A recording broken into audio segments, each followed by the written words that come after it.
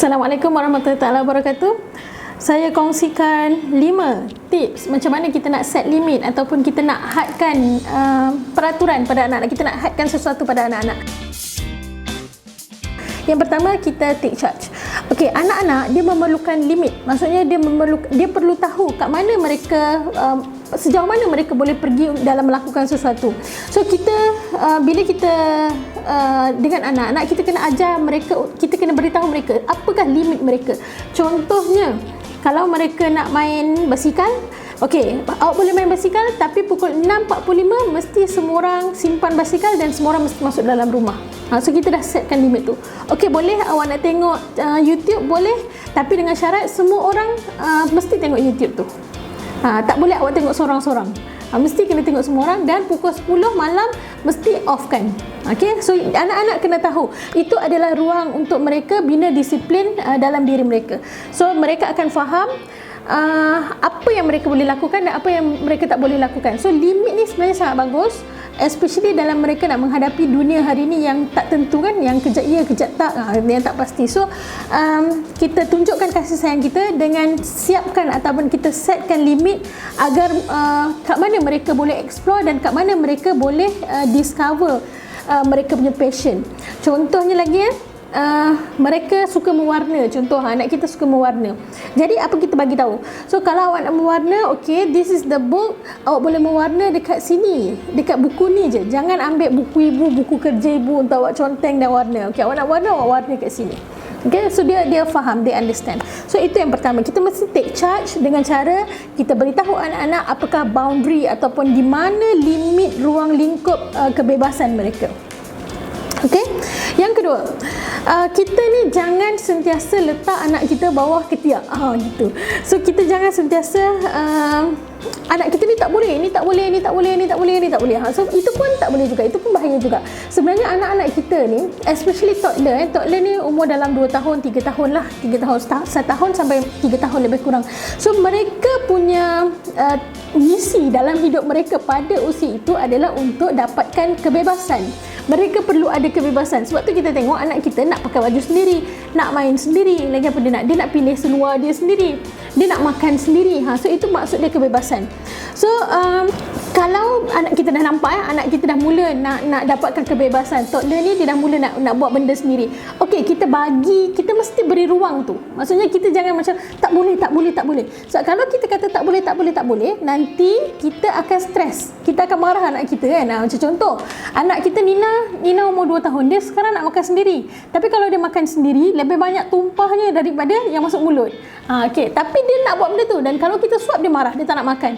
Ataupun dia akan marah kan.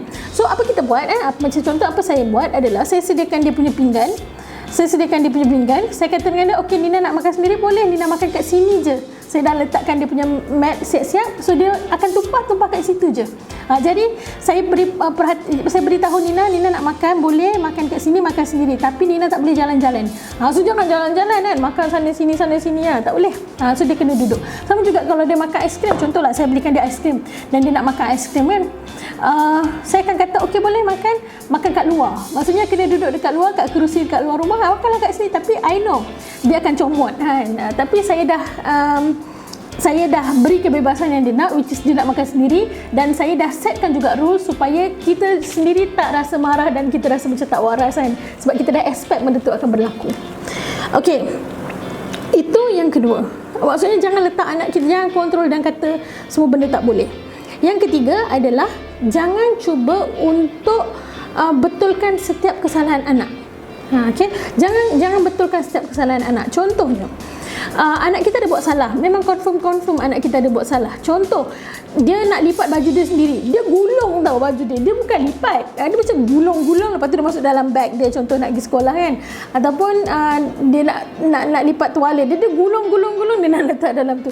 So kita akan macam bukan macam tu cara lipat, bukan macam tu cara ni kan. Kita sekali-sekali kita boleh tegur, tapi kalau hari-hari kita buat macam tu, anak kita akan piss off. Dia akan macam tak nak, semua salah kan. So tak apa, boleh gulung. Okey, hari ni kata Imat gulung macam tu, okey, good. Nak tak ibu ajarkan betulkan? Dia nak lah. Kalau dia nak, okey. Kalau dia tak nak, tak apa, let it be. Okay, so jangan try untuk fix semua benda. Ataupun contoh, anak kita hari ni dia sekolah tadika kan, kadang-kadang sekolah tadika pakai kasut, ada sekolah tadika boleh pakai slipper. So hari ni dia tak nak pakai kasut, dia nak pakai slipper. Cikgu dia tak marah pun, tapi kita being parents, kita tak boleh pakai slipper, kena pakai kasut nak pergi sekolah. So kita jangan streskan benda-benda macam tu. Maksudnya kita try nak membetulkan setiap kesilapan anak kita, padahal anak kita sebenarnya nak pakai slipper sebab slipper tu baru beli. So dia nak tunjuk kat kawan-kawan dia kan, nak kata, oh mak saya belikan saya slipper baru, tapi kita kata jangan pakai slipper. So anak kita pun macam sedih kan. So jangan cuba untuk membetulkan setiap kesalahan anak-anak. Okay, ataupun dia tak salah pun, cuma apa yang mereka nak tu tak sama dengan apa yang kita nak, and we want to fix everything seolah-olah mengikuti apa yang kita nak. So tak perlulah, benda tu tak perlu. Okay, yang ketiga, macam mana kita nak limit kita nak smart kan. So kita kena ingat bahawa disiplin kita bukan punishment. Itu bukannya apa yang kita lakukan untuk mendisiplinkan mereka bukanlah satu punishment, satu hukuman. Kita bukan menghukum mereka dengan memberikan mereka disiplin. Apa contoh disiplin? Contohnya mereka kena setiap hari Sabtu dan Ahad mereka kena sidai baju mereka sendiri. Itu bukan hukuman. Okay? So itu adalah disiplin. Kita nak disiplinkan mereka untuk boleh sidai baju, boleh berdikari kan. So itu bukan hukuman. Ataupun disiplin mereka adalah time out. Contoh time out adalah bila dia buat satu kesilapan, kita suruh dia berdiri kat satu sudut untuk masa contohnya 2 minit atau 3 minit dan tak boleh bergerak daripada tempat tu. Itu adalah time out sebab dia buat satu kesalahan yang kita dah terangkan daripada awal dia dah tahu. So kita jangan anggap bila kita letak dia time out itu sebagai punishment. Itu bukan punishment, itu adalah disiplin. So bukan semua disiplin adalah hukuman. Okay? Dan yang kelima, kita kena bijak. Parents dia kena bijak. Kita tak perlu nak bergaduh selalu dengan anak-anak, sebab anak-anak ni dia punya fitrah dia tidak boleh absorb ataupun dia tidak boleh terima terlalu banyak rules ataupun peraturan. Dia tak boleh, macam banyak-banyak peraturan ni anak-anak tak boleh, dia macam tak masuk kan, sebab dia tak faham apakah yang kita nak daripada dia. So kita fokus kalau kita nak tetapkan peraturan, kita fokus kepada benda-benda yang betul-betul besar. Contohnya tak bergaduh, jangan hitting, jangan pukul-pukul, jangan cakap kurang ajar, jangan menipu. Itu benda-benda yang besar. Kita jangan fussy tentang macam dia nak pakai slipper ke, dia nak pakai kasut ke, selagi benda tu tak mudarat tak apa. Dia contohlah anak kita umur 10 tahun, tapi bila kita ajak dia keluar, dia pakai macam makcik-makcik kan. Macam tudung dia tak matching dengan baju, tak matching dengan semua kan. Kita dok macam, ya apa benda tak matching ni, semua macam makcik-makcik ni kan. Macam, so kita tak payah nak fussy tentang benda-benda macam tu. So benda macam tu, selagi kita boleh bagi ruang pada anak kita, kita bagi ruang untuk mereka pilih dan mereka ada ruang untuk rasa mereka diberi hak untuk berdikari. Okay?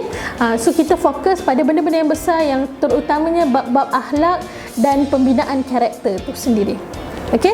So itulah 5 cara ataupun 5 teknik untuk kita tetapkan boundary dengan lebih bijak. Ibu bapa menetapkan limit dengan lebih bijaksana lah untuk anak-anak kita, insya-Allah.